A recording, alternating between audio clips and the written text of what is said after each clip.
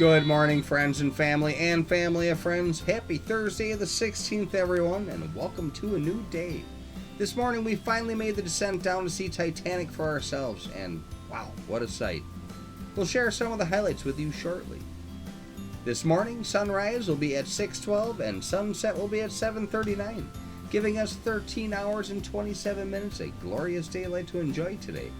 Presently, it's still pretty chilly, but we're going to start seeing a gradual warming trend, so hang in there. Right now it's 25 degrees, give or take a little, depending on exactly where you live. You know the routine. Today, we're going to have mostly sunny skies, with highs reaching the mid to upper 40s, and winds out of the west at 10 to 15 miles an hour. Not bad, we'll take it. Alright, from our family of friends celebrating birthdays today,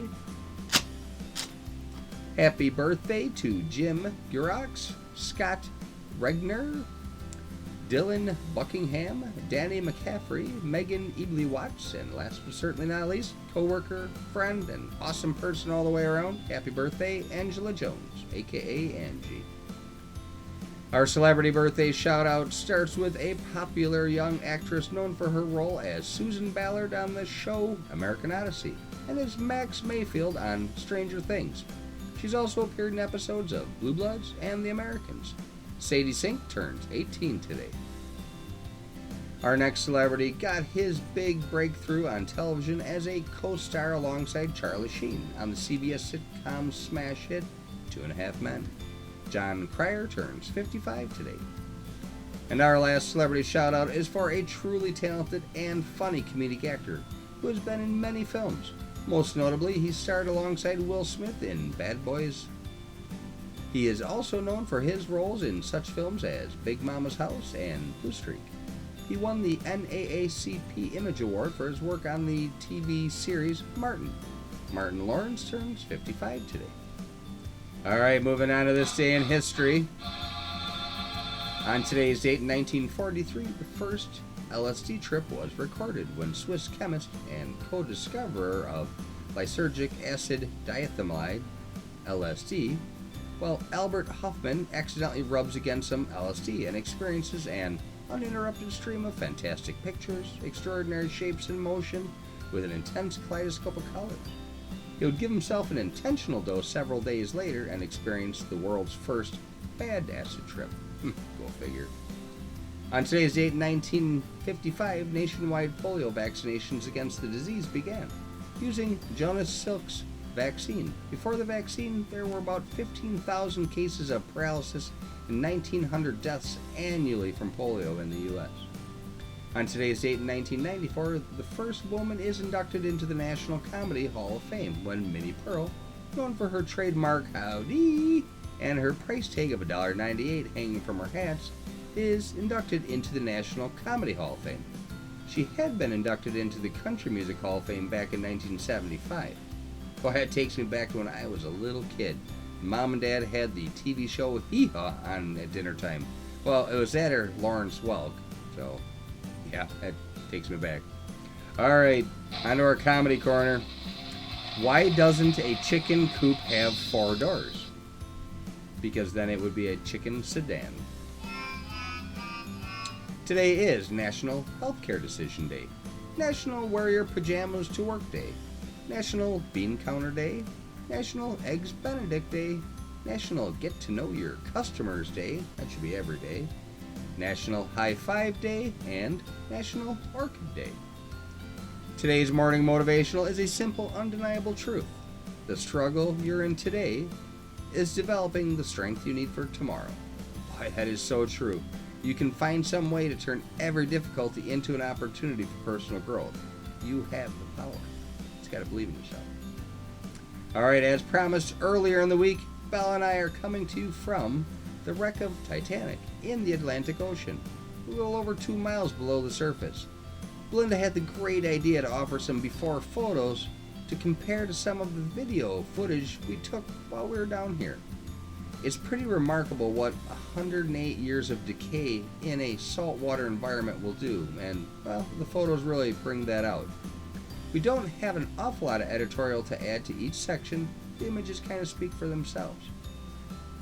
Alright, we were immediately taken in as we approached the ship. And when the bow became visible, it became visible like a ghost in the night. The handrail still largely intact, giving you the strange sense that maybe someone's standing there looking back at you. It just takes your breath away a little bit. As we passed the promenade deck, you could almost smell the salt water and imagine the excited travelers looking across the horizon, talking about their future plans. Although compared to the ships of today, the Titanic would be considered a modest ship, but there was nothing modest about her when she was constructed, and even though the sea is reclaiming her, she still retains a majestic beauty. Here we have made it to the starboard side of the hull, where the damage from the striking of the iceberg is clearly evident, in what might be considered the worst case of epic bad luck, because recent discoveries suggest the hull was severely compromised in this area due to a coal fire in one of the coal storage areas directly behind this section of hull. I mean, what are the odds in that? Just that stroke of horrible luck that's where the iceberg might hit or would hit. Well, even though you have to look past quite a bit of sea barnacles, you can still see the Titanic's boilers here. Massive boilers. Here you can see one of Titanic's reciprocating engines. Fueled by steam, they were the power plant and life's blood of Titanic. Here's one of Titanic's many electric cargo winches. They would have been found in various locations on the deck. Considering the amount of buildup that's covered them, Titanic almost looks like she has been down here for 108 years. This is something that's called a windlass, and it's part of the mechanism that would have raised and lowered the anchor.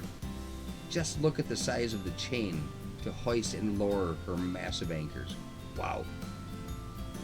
In our final image here, we made it to the captain's quarters, where you can still see the bathtub from his stately room. It's really been a surreal experience in so many ways, and quite eye-opening. As usual, Blind and I hope that you enjoyed this journey to see Titanic, past and present.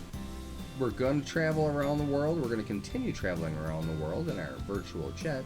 We're going to continue to bring you fun and exotic locations, including any backstory that we're able to discover along the way.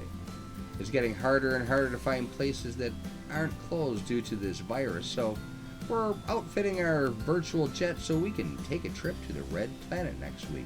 We certainly hope you can join us because, well, there's nothing like exploring new frontiers with our family of friends. Blind and I do appreciate the time that you spend with us each and every day. Our goal is to offer a mix of entertainment and education in each and every one of our Morning Minute posts. After all, knowledge is power, and we do love to share what we come across. We hope you are enjoying the experience. Please continue to like, follow, and share us with your friends and family. And please remember, Blind and I are creative, high-energy real estate agents, and we would love the opportunity to help you or anyone that you know who might be considering buying or selling property in the near future. But most importantly, thanks again for your time, and make it an awesome day. You have the power, and we'll talk to you soon. We're out of here.